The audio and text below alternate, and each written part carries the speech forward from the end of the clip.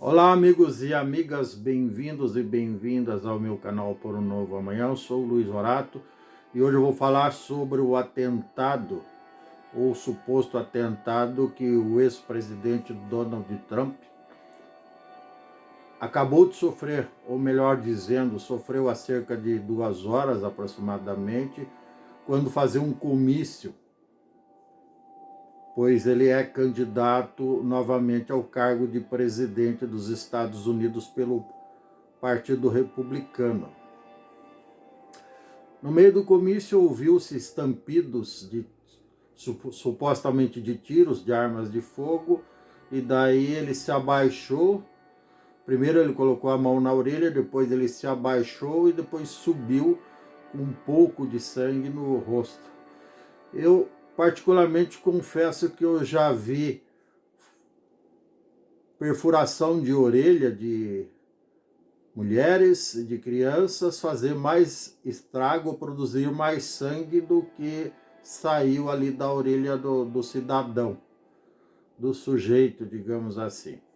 Mas quero deixar bem claro que, como toda pessoa de espírito democrático, eu condeno e sempre condenei aqui no meu canal, enquanto cidadão, enquanto pessoa, condeno e sempre vou condenar veementemente a violência em todos os seus aspectos, não só a violência contra políticos, os atentados, os assassinatos de políticos mundo afora, assim como todas as guerras, enfim, toda forma de violência é criminosa, condenável, deplorável, desumana, perversa, inaceitável e assim por diante. Acrescente aí mais umas 2 centenas de adjetivos que condenam esse tipo de prática. Só as pessoas, se é que dá para chamar de pessoas, que aqueles que recorrem à violência como tentativa ou forma de resolver conflitos banais ou ideológicos dos mais profundos, que se acham no direito de recorrer a esse meio deplorável de solução de problemas que na realidade nunca foi. Pelo contrário, só agrava o problema para todos os lados, só traz tristeza e prejuízo para todos os lados. Isso é realmente desumano e deplorável, como eu já disse. O fato é que não é a primeira vez, isso não é um caso inédito, não é um caso sem precedentes, muito pelo contrário. 3 ex-presidentes americanos já foram assassinados. Abraham Lincoln, lá nos anos 1870,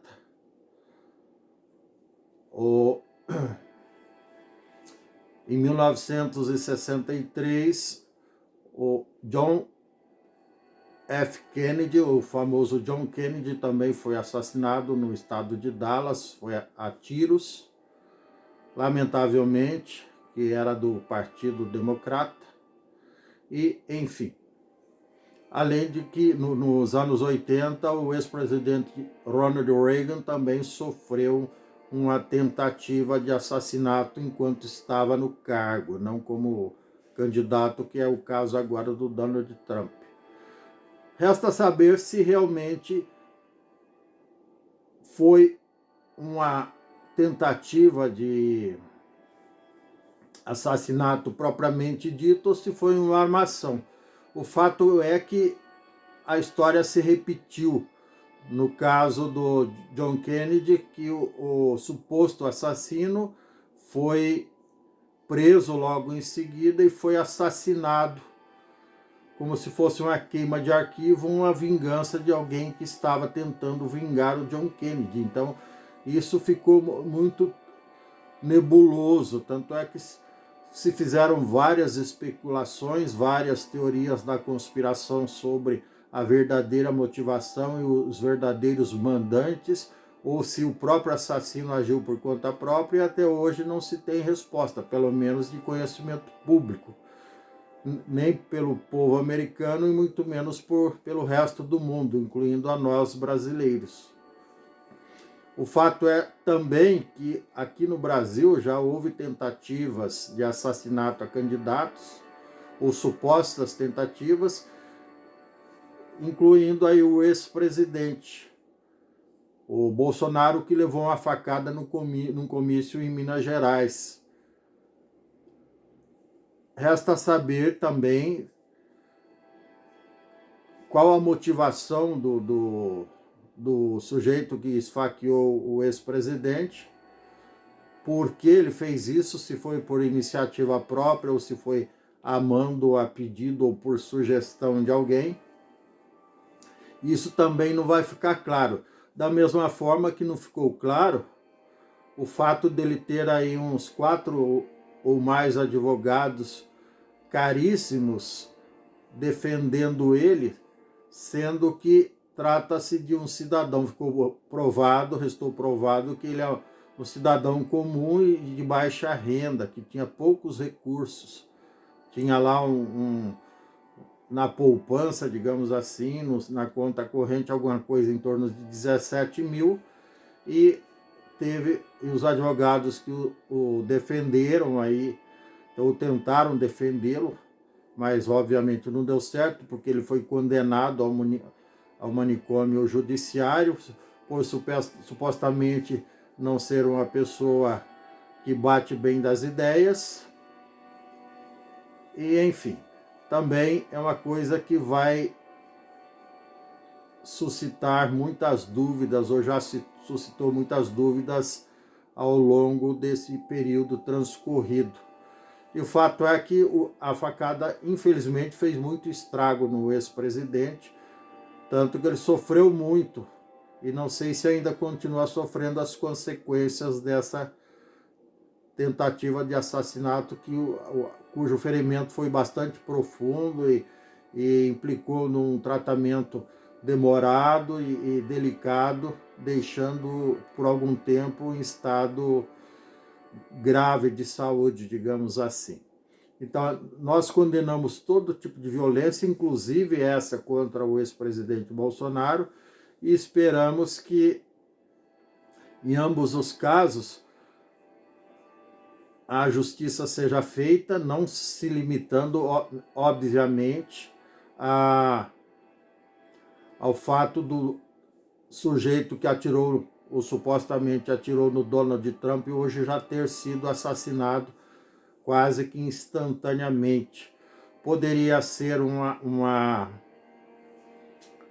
providência das forças de segurança ou do serviço secreto para conter o assassino, ou o suposto assassino, ou poderia ser uma queima de arquivo. Quem vai saber disso? Ninguém vai saber disso, pelo menos num primeiro momento, durante as investigações preliminares.